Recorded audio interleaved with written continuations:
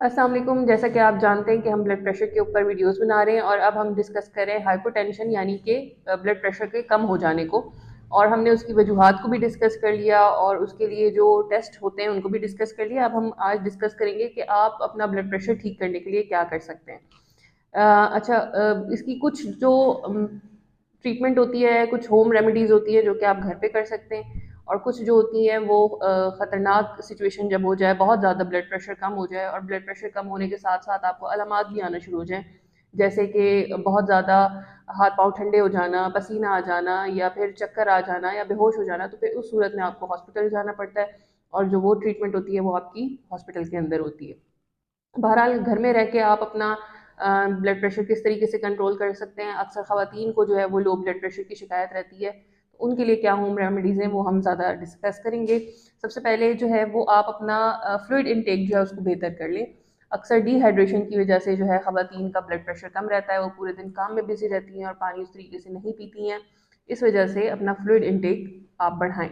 इसके अलावा आप मॉडरेट अमाउंट ऑफ सॉल्ट लेना शुरू करें। मैं ये नहीं कह रही कि बहुत ज़्यादा नमक का इस्तेमाल शुरू कर दें।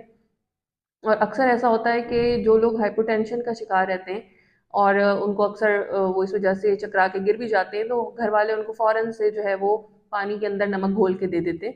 तो ये कभी भी नहीं करना चाहिए। पहले आप ब्लड प्रेशर नोट करें और उसके बाद फिर आप उनको ये दे सकते हैं, क्योंकि अक्सर ज़रूरी नहीं है कि आपको चक्कर आएँ और आप बेहोश हुए तो हाइपोटेंशन की वजह से हुआ है। अक्सर लोगों की जो ये कॉम्प्लिकेशन होती है वो ये होती है कि खुदा न खास्ता उनका अचानक ब्लड प्रेशर बढ़ा हुआ भी होता है और उस पे अगर आपने उनको नमक दे दिया तो उनके लिए बहुत ज़्यादा जानलेवा हो सकता है।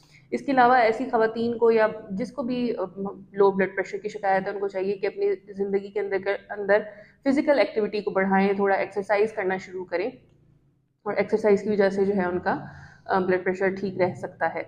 इसके अलावा आप अपनी डेली रूटीन में कैफ़ीन का इस्तेमाल करना शुरू कर दें। कैफ़ीन जो है वो आपकी ब्लड प्रेशर को मेंटेन करता है। इसके अलावा अगर कुछ लोग जो कि बेड रिडन हैं, जो कि ज़ईफ़ लोग हैं, उनका अगर ब्लड प्रेशर लो रह रहा है तो वो स्टॉकिंग्स का इस्तेमाल कर सकते हैं। आम लोग भी जो कंप्रेशन स्टॉकिंग्स हैं उनका इस्तेमाल कर सकते हैं। इसके अलावा जब आपको याद होगा कि जब हम कॉजेज़ को डिस्कस कर रहे थे, तो हमने बहुत सारी चीज़ें बताई थी, उनके अकॉर्डिंगली ही अंडरलाइन कॉज को आप ट्रीट करके अपना ब्लड प्रेशर ठीक कर सकते हैं। जैसे कि किसी को खून की कमी है और उसकी वजह से उसका ब्लड प्रेशर कम रहता है, तो आप अपना एनीमिया ट्रीट करके खून की कमी को पूरा करके अपना ब्लड प्रेशर ठीक कर सकते हैं। किसी को डिहाइड्रेशन की वजह से हो रहा है तो आप उसको ट्रीट करके यानी कि पानी का इस्तेमाल बढ़ा के अपना ब्लड प्रेशर ठीक कर सकते हैं। इसके अलावा हमने बताया था कि एड्रीनल इनसफिशिएंसी की वजह से भी हो सकता है या थायराइड की प्रॉब्लम्स की वजह से भी हो सकता है। तो आप अपने किसी अच्छे मॉलेज को दिखा के इन चीज़ों की ट्रीटमेंट करवा के भी अपना ब्लड प्रेशर ठीक कर सकते हैं। इसके अलावा कुछ हर्बल चीज़ें जैसे कि अदरक का इस्तेमाल।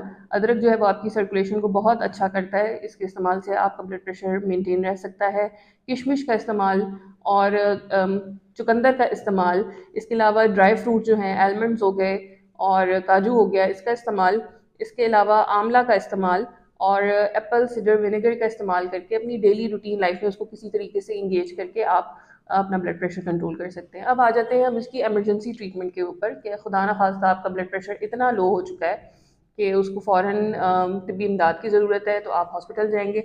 और हॉस्पिटल्स के अंदर जो हम चीज़ें यूज़ करते हैं वो हम ब्लड एक्सपेंडर्स यूज़ करते हैं। हो सकता है कि ब्लड ट्रांसफ्यूजन भी की जाए आपको, अगर बहुत ज़्यादा खून की कमी की वजह से, किसी सडन लॉस की वजह से आपका ब्लड प्रेशर कम हो रहा है। इसके अलावा आईवी फ्लूइड्स दिए जाते हैं, वेजोप्रेसर्स दिए जाते हैं, स्टेरॉइड्स दिए जाते हैं और कुछ और इंजेक्शन होते हैं जो कि हम इस्तेमाल करते हैं।